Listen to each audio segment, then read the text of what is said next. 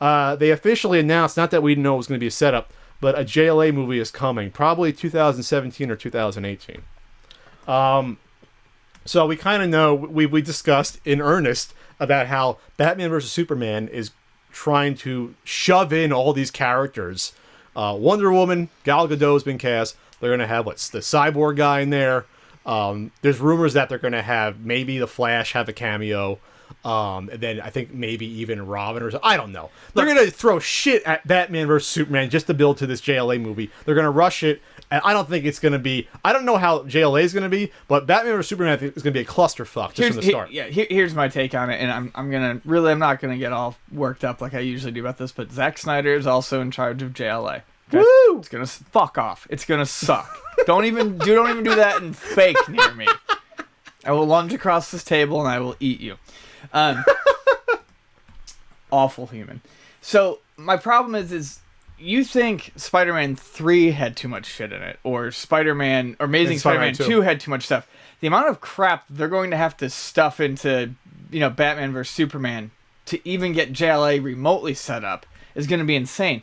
But here's the thing: even if Zack Snyder wasn't in it, even if they did Batman vs. Superman well, you just haven't given this enough build-up. They're unlike them, and this is where I do agree, because I am in general a much larger Marvel fan. Marvel took the time, years. They took years. Not just years. They planned it years and a half before. Right. Before they even filmed Iron Man, they had it set out. Yeah. I mean, they took a long time to really lay the groundwork to make this something that not only comic book readers would enjoy, but anyone could get into and enjoy. Mm-hmm. And this is something where I honestly feel like everyday normal people who don't read comics... Well, comic book readers are normal, too. Somewhat. Everyday people who don't read comics aren't going to enjoy it, and comic book readers, I think, are going to be upset about it, too. I just look at this as a lose-lose, and they just keep throwing more money at this. Here's the thing. This is where the Warner Brothers fucked up. Because Nolan did his 3 movies, which were good, but personally, I like the first one the best, but that's a whole other conversation. I'd almost agree. If they had an inkling of thought, they would have said, all right, Chris, we know you want to do your own thing, but let's try to incorporate some other elements to sort of build some sort of universe. They didn't. Those 3 movies don't matter anymore. You are loud. They don't matter. That's a problem. They spent, what was it, 2000 was the first one, 2006 to 2000, and what was the last one? 2013? 7 years they had, just about. Was it 7 years? Yeah, 7 years, and it doesn't matter. It was wasted. They built absolutely no cinematic universe. Think about that.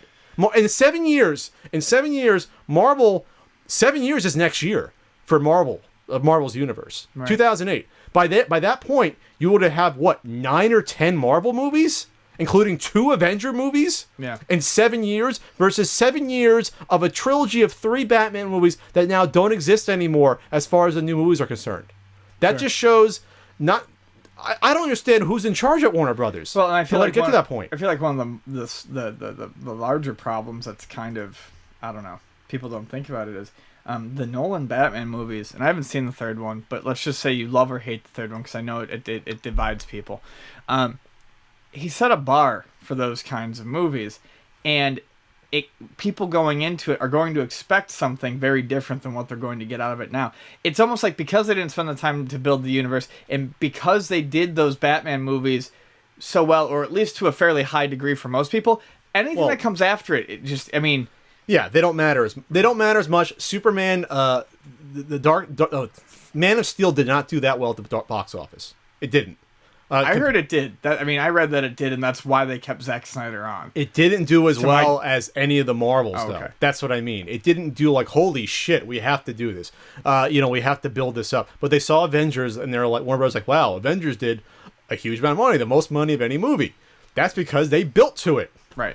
And the fans now know when they see a Marvel movie now, a Marvel produced movie, not counting the X-Men or the shitty Fantastic Four that they're going to reboot. Or Spider-Man. Or the Spider-Man movies, because those are not made by Marvel. You know what to expect. You know the tone. You know pretty much the quality of the action and the effects. You know what you bought your ticket for.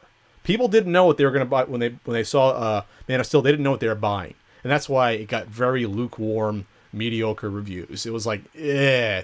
So now you're going to jump from that to Batman vs. Superman and automatically expect that people are going to rush to it and build to an Avengers-type super huge event. No, it's not going to happen. Is it going to make money? Oh, yeah, it's going to make money.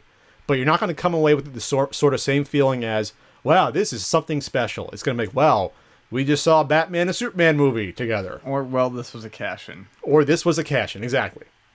And plus that Marvel was smart enough to know that before Iron Man came out, it wasn't like Iron Man was a household name with people. He was always a B-lister in terms of superheroes. He was a B-lister. He was not A-list. To mainstream, no. I think any of the main Avengers could be, well, with the exception of Thor. Mainstream. When you think of Marvel guys, he was never in the top 5. Who do we think of?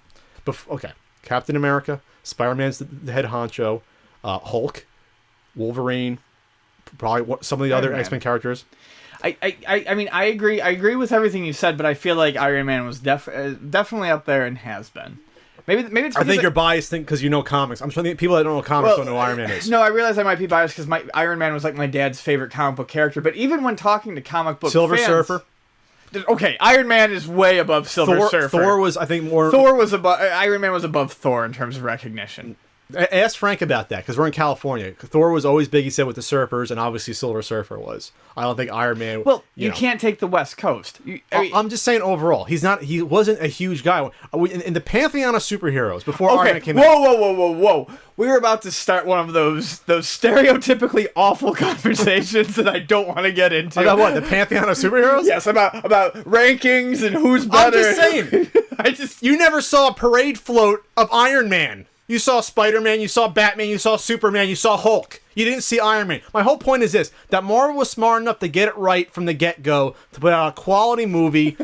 Fair. I mean, and they cast it extremely well. They got Terrence Howard, they got Robert Downey Jr., who basically, it's now off his shoulders, but the whole Marvel universe was on his shoulders. If he did not do well, the whole thing would have collapsed. The whole point was that Warner Brothers never approached it the same way. Yeah. They never said, let's get an awesome actor, let's take our time, let's make a movie that we're not going to just go all balls out in 2 movies and build this thing. Let's let it breathe a little bit. Let's treat this like a comic book series that builds, and that's what they're not doing. The beautiful thing about it is, unlike comics where you have to buy extra tie-ins, it's very easy to go see a couple movies a year to get the full picture, you know? Yeah. So that's all I'm going to say about it.